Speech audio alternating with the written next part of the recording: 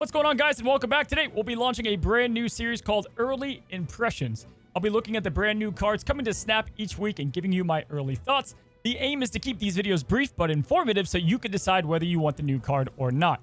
Today, we'll be looking at Jeff the Shark, and can he win over his opponents with just his cuteness, or does he also have a bite? Now, I can tell you right away, I think Jeff is going to be a pretty fun card in Snap, and I do think he has plenty of uses.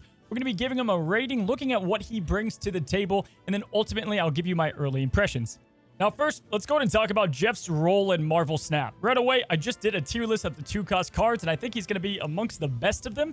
I think that he's going to fit perfectly within control decks and lockdown lanes, if that's your thing. Cards like Professor X could always use Jeff, and the things that he works well against, he also just wants on his side as well. We're going to go into those examples, but things like Sandman, Professor X are great to work with Jeff. At the same time, Cerebro 3 is obviously going to love the card. He's a little bit over the threshold of a great power card, given how good his ability is. He's like a souped-up Nightcrawler, and I would gladly pay the extra cost to be able to have the other benefits that he provides.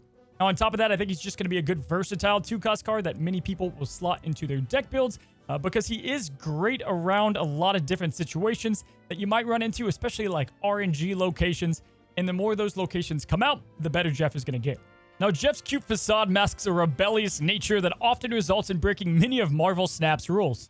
Now, let's first look at the location rules that Jeff breaks in Marvel Snap. Any of the locations that you see right here, Jeff is going to be able to cheat in a way, right? So, Miniaturized Lab, he can be played there at any time. Plunder Castle, he doesn't have to be a 6-cost card. Sanctum Sectorum, he doesn't only have to move there, but he can also be played on top of there.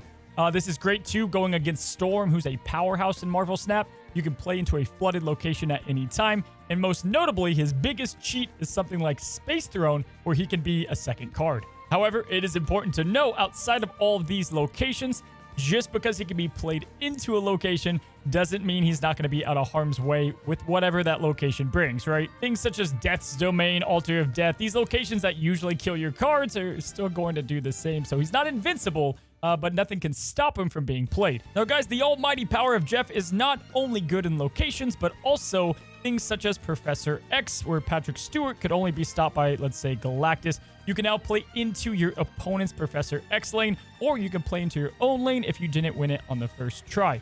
But in addition to this, Sandman, who's going to be rising in the meta after the most recent nerfs, well, you can play Jeff as a second card. That's a huge counter to the control mechanism of Sandman, both going against him, but again, also playing him yourself. Which brings us to some decks that I like early on with Jeff. Again, still a lot of experimenting to do, but these are the ones that I'll be playing to start out.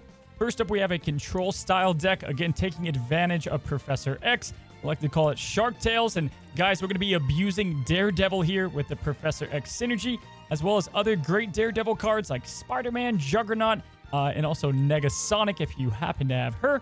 If you don't, I would replace her maybe with something like Green Goblin.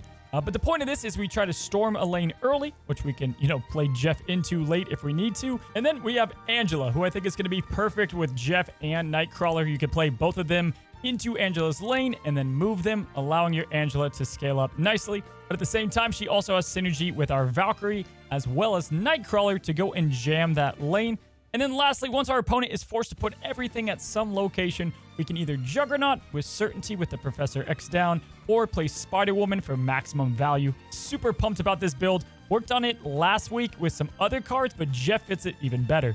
And as for the other deck, well, if you enjoy Cerebro and you're a fan of the archetype, I do think he's going to fit in perfectly into Cerebro 3. Obviously, other control cards that we just talked about happen to be 3 power like Spider-Man and Professor X. We have location changers with Scarlet Witch and Rhino. Bast is going to boost up our Cerebro and Mystique. Valkyrie will synergize with a lot of the cards here as well.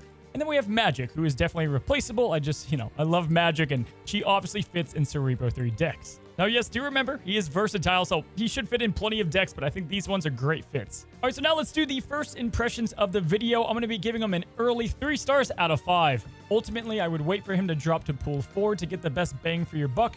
But looking at ladder, competitive play, and versatility, he's definitely going to have his uses. And if you want another low-cost 2-drop, then he might be the one for you.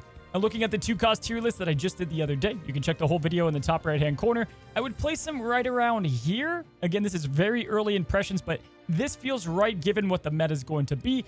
And again, with Control rising up in the meta right now, I think he's going to be a great card to have. All right, my friends, that's going to be it for our first episode of Early Impressions. Let me know down in the comments below if you want to see more of these. Again, the purpose is, should you buy the card or not? But on top of that, if you go against a new card, knowing exactly what it is capable of is the whole point of these videos. Hopefully you enjoyed the smaller format, and we'll see you tomorrow. Until the next one, guys, as always, happy snapping.